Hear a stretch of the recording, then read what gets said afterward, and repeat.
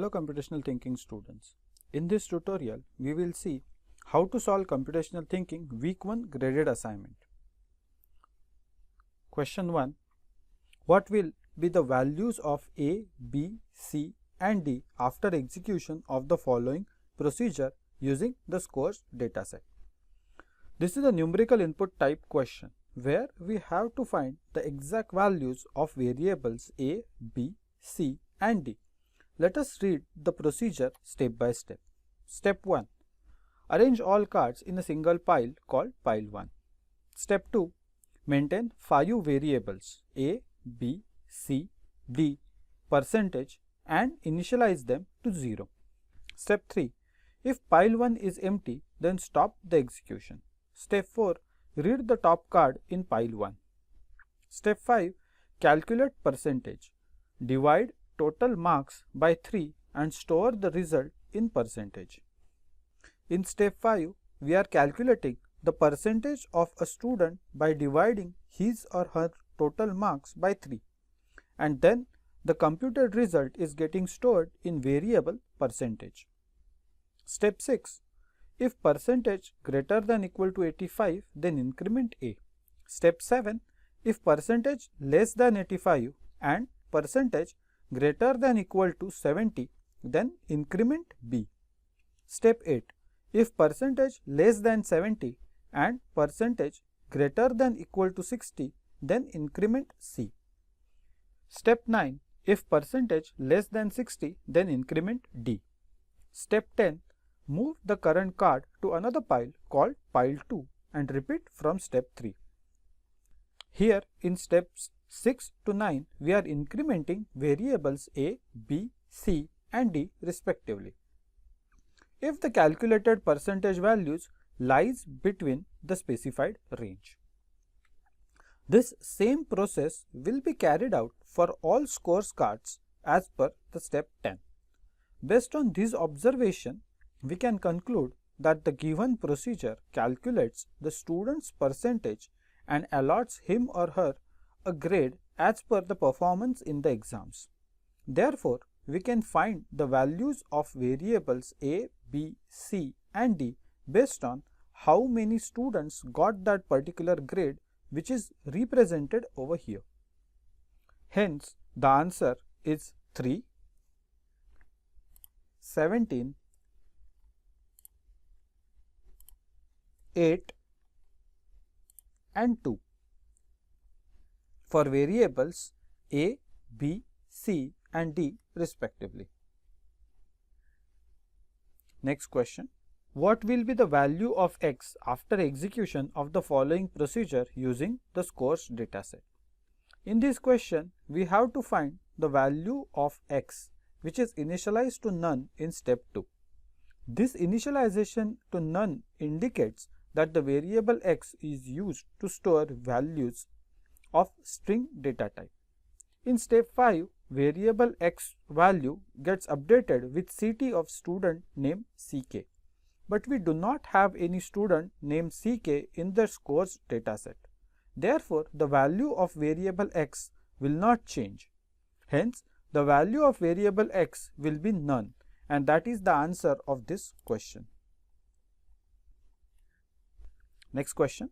What should be the correct sequence of statements to find the total number of nouns, verbs, adjectives and pronouns in the paragraph words dataset? It is a multiple select question. In this question, we have to find the correct sequence of steps from the given set of options. Statements B, H, E, C at the beginning and statement G at the end are in the same order in all the options. Therefore, these statements will generate a template for the procedure. In this procedure template, steps 5 to 8 are missing and statement options remaining are A, D, F and I. Each of these statements counts the number of each category. Therefore, there is no constraint on the execution sequence of these statements. So, they can be executed in any order given in the options without affecting the purpose of the procedure. Hence, All the given options are correct.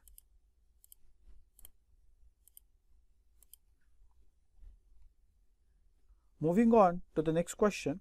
What will variable A represent after execution of the following procedure on the paragraph words dataset? Let us analyze the given procedure. In step 2, two variables A and B are initialized to 0. In step 5, variable B is getting incremented if part of speech is verb, which means variable B is counting number of verbs. Conditions in steps 6 and 7 are exactly opposite to each other.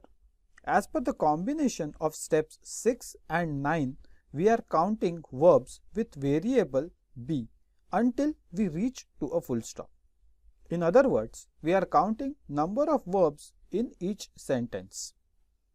As per step 7, if a sentence ends and verb count in variable B is 1, then we are incrementing variable A. Step 8 resets the value of variable B so that the same variable can be used to count number of verbs in the next sentence. Based on this analysis, we can conclude that the variable A gets incremented only if variable B's value is 1. Hence, the answer of this question is total number of sentences with only one verb in it. Next question. What will be the value of X after execution of the following procedure using the shopping bills dataset? In this question, we are calculating the total bill amount of Srivatsan across all shops. This is the list of all his bills and the total is 1537. Hence, the answer of this question is 1537.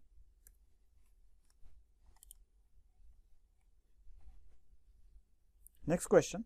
The given procedure finds the category which generated the higher revenue between electronics and stationery when executed on the shopping bills dataset. Fill in the blanks from the given choices and complete the procedure. Now, this is fill in the blanks type of a question where we have to choose the correct combination of steps from the given options to achieve the procedure's goal. If we observe the given options, then we can easily notice that the missing steps 2 and 8 corresponds to the initialization of variables. Variables eCost and SCost are used to calculate the total cost of items sold under categories electronics and stationery respectively. Therefore, the initial value of these variables should be 0 and the correct step 2 should be step 2. Maintain two variables eCost, SCost and initialize them to 0. In steps 9 and 10, we are referring to a variable called higher, which is supposed to store the category which generated the higher revenue between electronics and stationery. As we all know, electronics and stationery are of type string, therefore the variable higher should be initialized to none. Hence, the correct answer of this question is step 2. Maintain two variables eCost, SCost and initialize them to 0. Step 8. Maintain a variable higher and initialize it to none.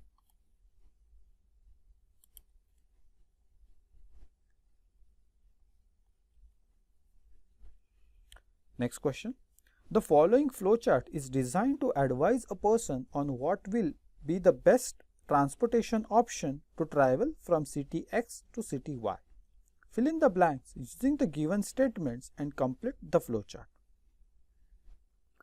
This is also a fill in the blanks type of a question, but here instead of a procedure, a partially filled flowchart is given. We have to understand the meaning of each component with respect to the context of the flowchart. In order to solve this question, we have to match the given statements with their accurate component labels. Let us see the general sequence of activities while traveling from city X to city Y. We will start from city X, Based on the distance, we will choose between options like bus and train.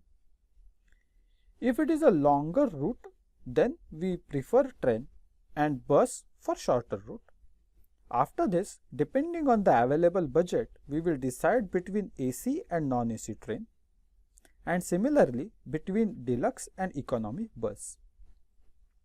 Irrespective of the mode and category of transportation, we will reach to city Y. Hence, the answer of these flowchart based questions are A2, B6, C1, E3, G4 and I5. Next question. The following information represents a scorecard of a new student added in the class. During data entry, the clerk or operator might have made a mistake in one or more lines. Identify such lines with respect to the sanity of data. It is a multiple select question. This is a different type of a question compared to what we have seen so far. Hence, here a scorecard of a new student is given to us containing the same fields which we have in scores dataset. We have to analyze these given values with respect to the concept of data sanity. Line 1, card number 30, which is correct. Line 2, name Omkar, that's correct. Line 3, gender, male or M, which is also correct. Line 4, date of birth, Pune. Now this is an incorrect step. Date of birth cannot be Pune. Line 5, town city, 22nd July. This is also incorrect step because town or city cannot be 22nd July. Line 6, mathematics, 89. Line 7, physics, 72. Line 8, chemistry, 61. Line 9, total, 322. That's also incorrect because we know our maximum possible total is 300. Hence, the correct answer for this question is line 4, 5 and 9.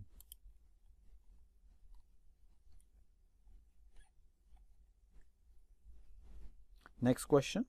This is also a similar question to previous one where we have to inspect the given data for its sanity.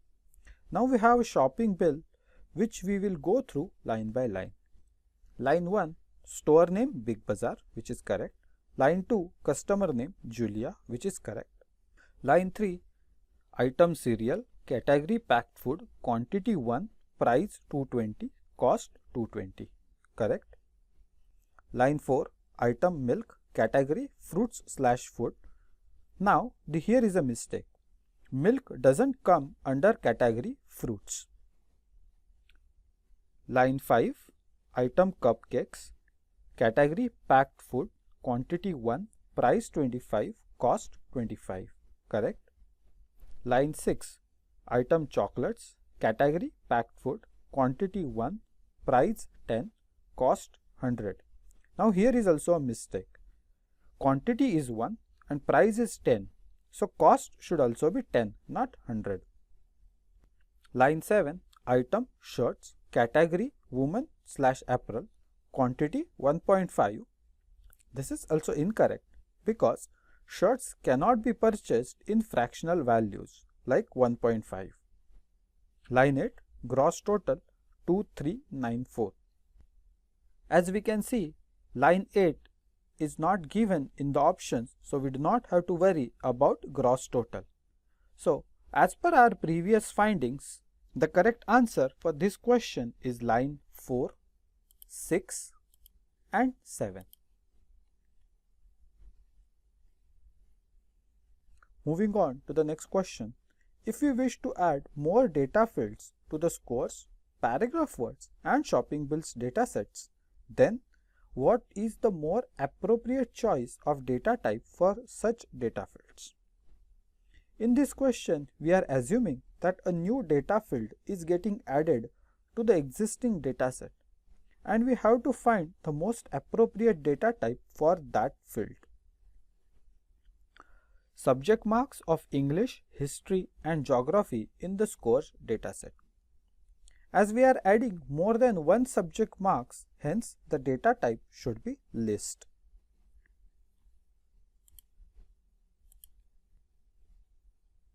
Email address of a student in the scores dataset. Email address contains alphabets, numbers and special characters. Therefore, the data type should be string.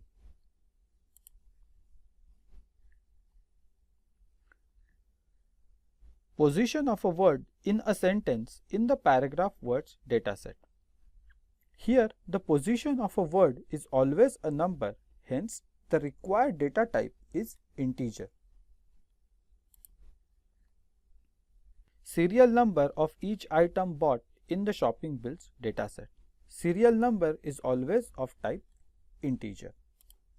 Thank you for watching this tutorial. Happy learning.